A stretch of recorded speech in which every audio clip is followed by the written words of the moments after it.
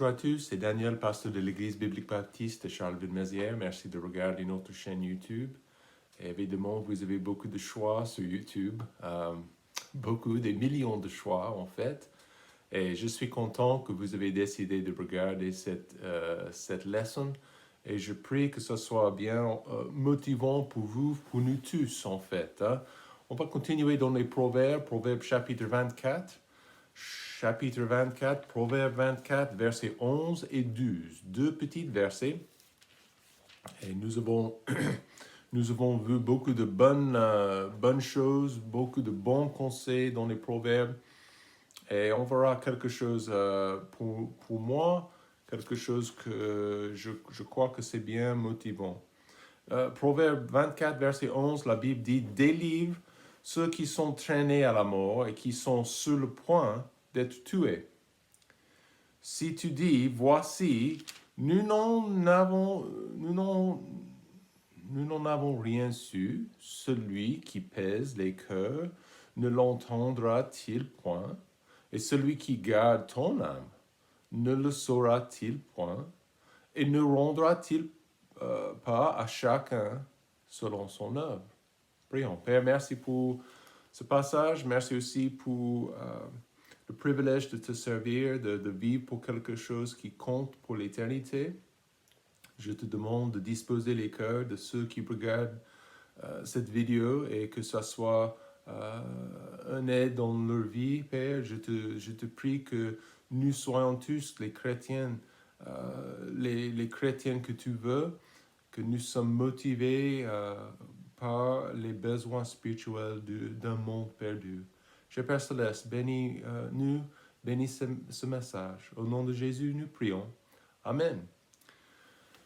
C'était le 29 avril 1945 que les forces alliées au sud de Munich, en Allemagne, ils ont découvert le camp de concentration Dachau. Et c'était plus tard que, c'était un peu avant, mais ils avaient trouvé des autres camps de concentration en Allemagne.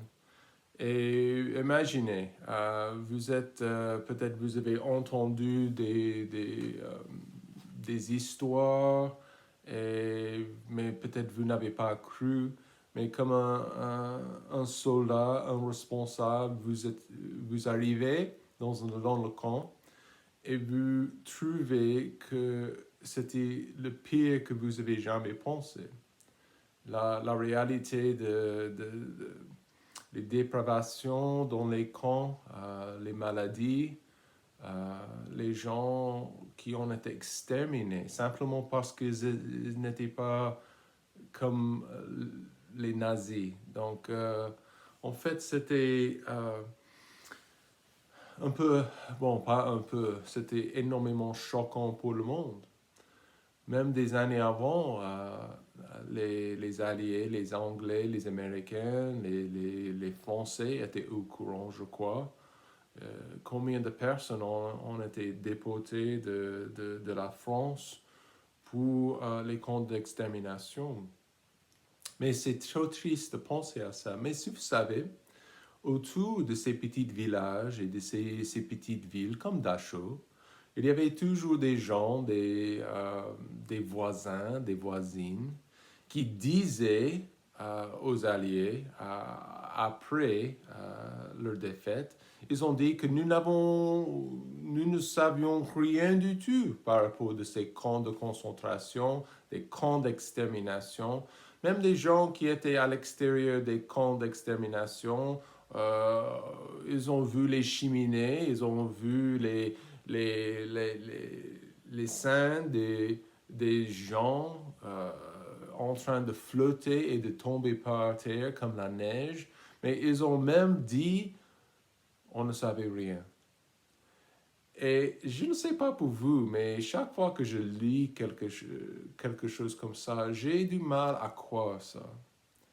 Et vous savez, dans plusieurs des camps de travail, les camps de concentration, après la défaite et après ils avaient battu les nazis, ils ont pris les civils, les Allemands, ils ont pris les voisins et les voisines, les gens qui habitaient dans les villes et dans les villages autour de ces camps. Et vous savez ce qu'ils ont fait?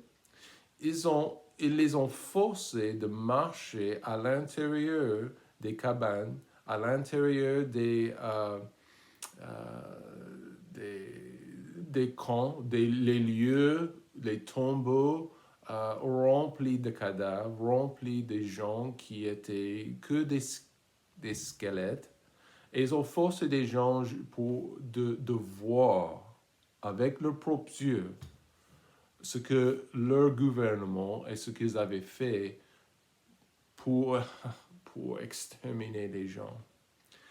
Et vous savez, dans un sens, ça peut arriver dans nos vies, cette attitude que je ne vois rien, je ne sais rien. Mais la réalité pour nous comme des chrétiens, c'est que le monde est perdu. Le monde est actuellement en train de mourir et d'aller vers le jugement rapidement, en fait. Et nous, comme des chrétiens, si on ne fait pas attention, euh, on peut avoir cette attitude négligente, cette attitude que je ne sais rien, j'ai ma vie, j'ai mon truc, j'ai mon boulot, et en fait, ça ne m'intéresse pas. Mais si vous lisez dans les Écritures, vous voyez un Dieu qui s'intéresse énormément par la situation ténébreuse, les situations dangereuses de l'homme. Donc, les humains qui marchent sur cette terre sont sans Dieu. Les humains qui marchent sur cette terre sont dans leur péché, ils sont aveuglés par le Dieu de ce siècle, de cet siècle. La réalité de leur situation, de cette situation mondiale est sans dispute. Et nous voyons ça dans les Écritures. Et qu'est-ce que nous voyons à la télé aujourd'hui? Nous voyons les actualités et on se dit, ça ne s'améliore pas. Il y a toujours des problèmes. Donc, qu'est-ce qui va arriver dans 10 ans? Et si vous m'avez dit qu'il y aurait une pandémie mondiale en 2020, ça serait un peu compliqué de croire. Mais la réalité est que ça, c'est bien arrivé. Donc, qu'est-ce qui va arriver dans l'avenir? Donc, une chose est sûre, notre monde est sans dispute. Il y a énormément de problèmes. Et le plus grand problème, c'est le mal et le péché qui existent dans les cœurs, qui sépare le pécheur de Dieu. Nous voyons que le monde, la société, même si les gens essaient de dire on peut faire quoi que ce soit pour améliorer la vie, la société, ça ne corrige pas le problème du péché.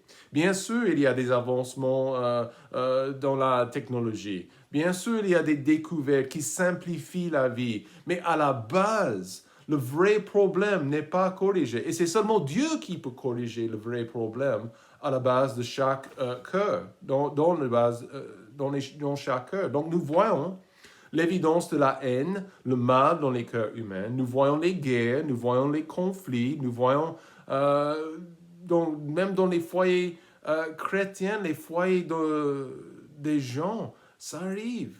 Il y a énormément de problèmes. Donc ne croyez pas quand des gens disent à la télé que l'homme est naturellement bon. La Bible dit le contraire. La Bible dit que le péché fait ses ravages dans le monde et dans les cœurs de chaque humain. Le péché se trouve dans chaque cœur. Et c'est la réalité de notre situation pénible aujourd'hui. Mais aujourd'hui, c'est important. Paul, je vais juste lire ce petit verset. 1 Corinthiens, chapitre 1, verset 17. Paul a dit, Christ m'a envoyé pour annoncer l'évangile, non avec la sagesse du langage, afin que la croix de Christ ne soit pas rendue inutile. Aujourd'hui, la réalité de cette situation est sans dispute. Mais le problème aujourd'hui qui arrive dans nos vies comme des chrétiens, on est occupé, on a notre boulot, on a notre vie, et c'est souvent que notre vision est bloquée. notre conscience des gens perdus. Et combien de personnes, soyons honnêtes, combien de personnes autour de nous dans la société française sont perdues? Et donc, ça veut dire quoi quand je dis perdu? Ça veut dire que quelqu'un qui n'a aucune idée si leurs péchés sont pardonnés, s'ils connaissent Dieu, s'ils vont passer l'éternité avec Dieu ou séparés de Dieu. Donc ça, c'est l'état du pécheur. Notre responsabilité comme des chrétiens, c'est de ne pas perdre notre vision. C'est de ne pas perdre notre conscience de ces gens perdus. Et encore, ils sont nombreux. Nous devons partager en fait l'évangile. C'est notre vision. Excusez-moi, c'est notre mission. C'est notre mission. Voilà pourquoi vous êtes là dans le monde aujourd'hui. Si vous êtes sauvés, si vous dites, je suis enfant de Dieu, vous avez une mission, vous avez quelque chose à faire. Donc, trop de temps, nous sommes distraits. N'est-ce pas? C'est la vérité. Trop de temps, nous, les croyants, ceux qui devraient être la lumière et le sel dans la société, nous sommes distraits. Nous vivons très, très occupés, je peux dire trop occupés, et notre vision, notre conscience de l'état des perdus autour de nous, des gens que nous disons, ils sont nos amis, nos voisins, voisines, nos collègues, notre conscience de leur situation est régulièrement oubliée. J'oublie. Donc, et quand j'oublie la précarité de leur situation spirituelle, et je n'ai plus de conscience de ce monde perdu, je ne fais pas ce que Dieu veut que je fasse. Je fais ma volonté, je ne fais pas sa volonté. Ça, c'est un problème pour Dieu. Et nous voyons ça dans le passage, en Proverbe, 2 petits versets écrits il y a des milliers d'années. 3, 4, je ne sais pas combien. Mais c'est un problème pour Dieu, cette attitude. Il a dit que je devrais agir comme la lumière, comme le sel dans ce monde. Jésus-Christ, il a dit même en Matthieu chapitre 5, verset 14, il a dit, je peux le trouver, vous êtes la lumière du monde. Une ville située sur une montagne ne peut être cachée. Il parle de nous. Donc, ça veut dire on doit être bien visible. Verset 16. Que votre lumière luise ainsi devant les hommes, afin qu'ils voient vos bonnes œuvres et qu'ils glorifient votre Père qui est dans les cieux. C'est ce que Jésus a dit. Ma vie doit compter pour l'éternité. Et pour dire que ma vision est obscurcie par mon boulot, ma vie, mes activités, mon plaisir, le sport. Attention, je perds la vision de ce que Dieu veut que je fasse. Je suis en mission. Je suis en mission comme un enfant de Dieu. Et nos paroles comptent. Nos efforts, pour l'éternité comptent. Nos vies comptent pour l'éternité. Ou pas. Peut-être vous me regardez et vous dites, Daniel, je suis chrétien, je lis ma Bible, je marche avec le Seigneur, mais si vous ne vous levez pas un petit doigt pour intervenir et pour aider une personne perdue de trouver votre sauveur, excusez-moi, vous n'êtes pas un bon chrétien. Vous n'êtes pas une bonne chrétienne. Et c'est triste à dire, mais c'est la réalité de notre situation. On doit garder bien notre conscience du monde perdu. On doit avoir cette vision pour les gens autour de nous qui sont perdus. Proverbe chapitre 11. Encore, il y a énormément de bons versets et de bons passages en Proverbe. Proverbe chapitre 11, verset 30. Le fruit du juste est un arbre de vie, et le sage gagne les cœurs. Et est-ce que ça c'est bien ça, ce que nous devrions faire? Notre responsabilité, notre tâche, notre mission comme croyants, c'est de gagner des cœurs. À la fin de la journée, chacun va Chacun va prendre sa propre décision. Mais je peux faire mon maximum pour aider les gens à trouver Jésus. Donc, si c'est quand la dernière fois que vous avez invité quelqu'un à l'église? Je sais, il y a toujours on est en confinement, je sais, mais je parle des réalités dans notre vie. C'est quand la dernière fois que vous avez parlé à quelqu'un d'autre par rapport de votre foi. C'est quand la dernière fois que vous avez prié pour l'âme d'un de vos proches. Les gens sont en route pour aller en enfer. Qu'est-ce qu'on va faire? Donc, premièrement, on doit être conscient des gens perdus. Donc, on est conscient de ces gens perdus. Il y a plusieurs choses dans le passage. Encore, Proverbe 24, première chose que nous devrions faire, c'est d'éliminer l'hésitation. Éliminer l'hésitation. Verset 11, Salomon a dit, délivre ceux qui sont traînés à la mort et qui sont sur le point d'être tués. C'était 2019 ou 2018, je ne me souviens plus. J'étais au centre-ville en Floride avec ma famille et avec mes parents. On était dans un grand camion. Bon, c'était une 15 places, d'accord? Et on était tous ensemble. On avait déjeuné ensemble et on était en train de rouler en ville, au centre-ville, en Floride. Et j'ai entendu le cri de ma mère. OK? Elle a crié et elle a vu un homme par terre à côté de son vélo, au milieu de la voie. Il était par terre et tout son corps s'est tremblé. Je l'ai vu aussi. J'étais devant elle et je l'ai vu après, elle avait crié. Mais j'ai vu ça et tout de suite, mon père, il a arrêté la voiture et j'ai descendu et il a continué à rouler et il a garé plus loin.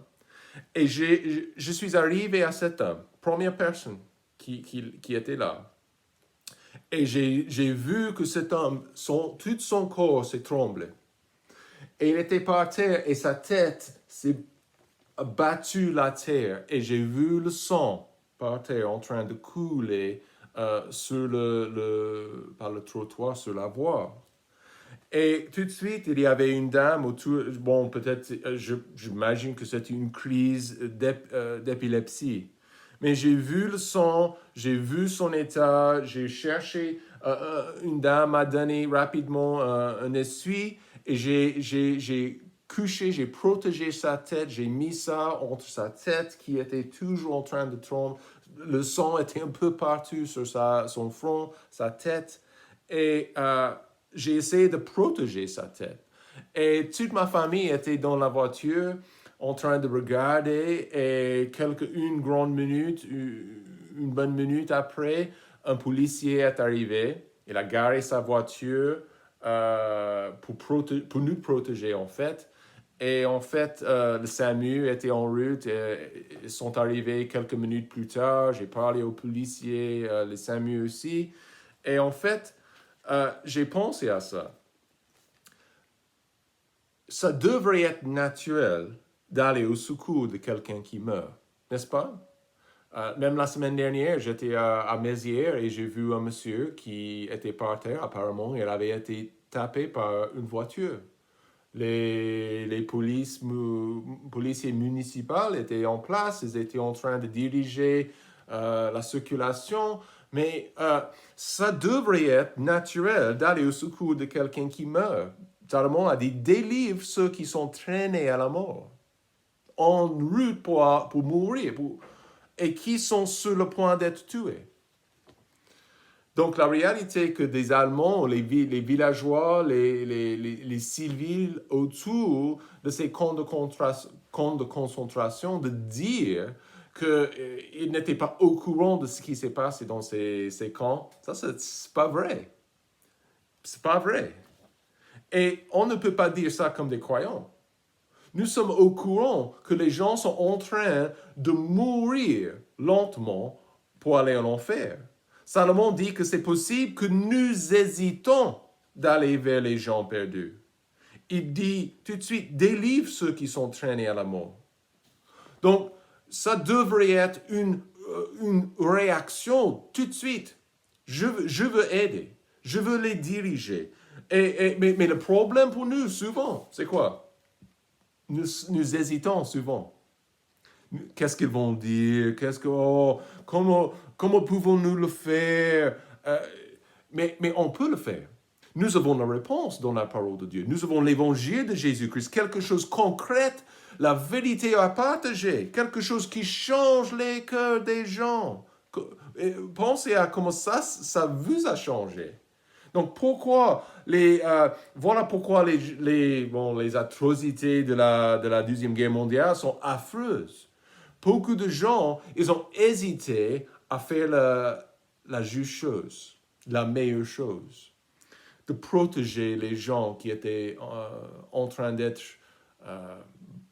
tués. Nous avons la réponse. Nous avons le remède qui change les cœurs et qui change les vies. Et c'est Jésus. C'est Jésus. La réalité est que le monde est en train de mourir sans Jésus. Qu'est-ce que vous faites pour intervenir? Qui va intervenir? Si ce n'est pas vous, si ce n'est pas moi, qui va intervenir pour aider nos amis et nos proches de connaître Jésus-Christ? Donc, ça c'est le défi aujourd'hui. En Marc chapitre 8, verset 36, la Bible dit, car que servirait-il à un homme de gagner tout le monde s'il perdait son âme? Le reste, ça ne compte pas. Mais si je suis chrétien, je dois éliminer l'hésitation de ma vie. Je dois intervenir. Et numéro 2, je dois être conscient des gens perdus en rejetant nos excuses. Verset 12, première partie, si tu dis, voici, nous n'en avons rien su, et franchement, vous savez comme moi, nous sommes des gens qui sont remplis des excuses, des raisons pour ne pas faire ce que Dieu veut. Combien de temps nous sommes face à un ami perdu, à une personne perdue, et nous échouons à dire quelque chose. Nous ne dites rien en fait. Et quand même nous donnons des excuses pourquoi on ne peut pas le faire. La Bible dit, le reste du verset, celui qui pèse les cœurs ne l'entendra-t-il point? Et celui qui garde ton âme, vous êtes sauvé, ne le saurait-il point? Et ne rendra-t-il pas à chacun selon son œuvre? Oh, nous avons beaucoup d'excuses, hein? Beaucoup de raisons pour ne pas faire la volonté de Dieu.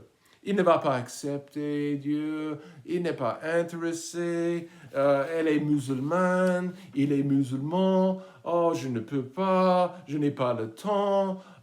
Quelles sont nos excuses pour ne pas partager l'évangile de Jésus? Quelles sont nos excuses pour ne rien faire, d'empêcher des gens d'aller en enfer? Et ça, c'est notre rôle ici, c'est d'empêcher des gens d'aller en enfer. Proverbe chapitre 16, verset 1. La Bible dit, les projets du cœur dépendent de l'homme, mais la réponse de la langue appartient à l'Éternel. Donc ça veut dire quoi? Ça veut dire que Dieu veut nous donner la juste réponse. Vous dites, je ne suis pas bien expérimenté, je ne peux pas. Expliquez à quelqu'un d'autre comment Dieu vous a changé. Expliquez à quelqu'un d'autre comment Jésus vous a pardonné. Et honnêtement, ça devrait être normal. Ça devrait être quelque chose qui est complètement normal pour nous comme des croyants. Dieu veut nous donner la juste parole. Il veut nous donner le courage. Il veut nous équiper avec la juste chose à dire. Donc nous devons arrêter nos excuses. On peut dire n'importe quoi, mais c'est Dieu qui lit le cœur. C'est Dieu qui voit nos cœurs et il est au courant. La dernière chose, on doit être conscient des gens perdus en reconnaîtront la perspective de Dieu. Verset 12, je viens de lire, celui qui pèse les cœurs ne l'entendra-t-il point? Celui qui garde ton âme. Et c'est Dieu qui garde mon âme. Je suis dans sa main, je suis sauvé, j'irai au ciel, sûr et certain. Mais est-ce qu'il sait ce qui arrive ici ou ici dans mon cœur? Ne rendra-t-il pas chacun selon son œuvre? C'est Dieu qui regarde nos cœurs. Il sait si nous sommes préoccupés ou pas. Il sait si nous avons notre propre programme et on ne peut pas être embêté par les besoins des gens perdus. Il sait si nous vivons pour cette vie ou pour la vie à venir.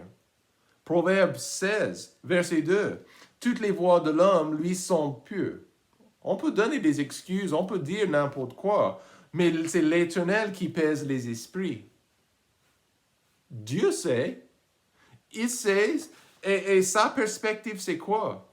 Il veut employer nos vies pour intervenir et pour changer la direction de ces gens perdus.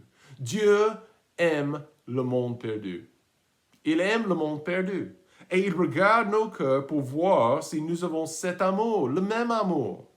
Voyez que Dieu, dernière phrase, ne rendra-t-il pas à chacun selon son œuvre? Donc, le contexte, c'est quoi? C'est il y a quelqu'un qui est activement, qui est engagé dans cette affaire, en train d'intervenir, en train de faire empêcher des gens d'aller en enfer pour partager la bonne nouvelle de l'évangile de Jésus. Donc, qu'est-ce que Dieu va faire? Il va récompenser un de ces jours. Dieu, il va récompenser cette personne. Et Dieu veut récompenser ses serviteurs, mais il ne va pas le faire si nous ne sommes pas sérieux pour partager cette bonne nouvelle de Jésus-Christ. Si je ne suis pas intéressé, écoute, le jour même quand je suis face à face avec Dieu, c'est sûr et certain que Dieu ne sera pas content. Je serai sauvé, je serai au paradis, mais Dieu ne sera pas content parce que je n'avais pas fait sa volonté ici-bas. Dieu aime le monde. Dieu, il n'aime pas le péché, mais il aime le pécheur. Il aime, et ça devrait être notre attitude. Ça, c'est sa perspective. 2 Corinthiens chapitre 3, verset 9. Le Seigneur use de patience envers nous. Nous voulons point qu'aucun périsse, mais que tous viennent à la repentance. Ça, c'est la perspective de Dieu. Et si nous ne sommes pas activement en train, si nous ne sommes pas engagés dans cette affaire, il y aura beaucoup de gens en enfer. Et on peut dire que nous n'avons rien fait pour les aider à trouver Jésus. Triste. Mais combien de personnes seront en enfer? Donc chacun va répondre pour soi-même. Mais combien de personnes concrètement seront en enfer parce que vous et moi, on n'était pas des bons chrétiens? On n'était pas vite à partager la bonne nouvelle de Jésus. Ou peut-être même juste pour donner une traité. Et franchement, on doit éliminer les excuses. On doit éliminer l'hésitation aussi. Et on doit accepter vivement la volonté de Dieu et cette mission comme pour les croyants. C'est notre mission. Donc, je prie que par la grâce de Dieu, que Dieu va nous aider à être des meilleurs chrétiens et des meilleurs témoins. Ça, c'est notre responsabilité. Et que Dieu vous bénisse. Passez un très, très bon dimanche.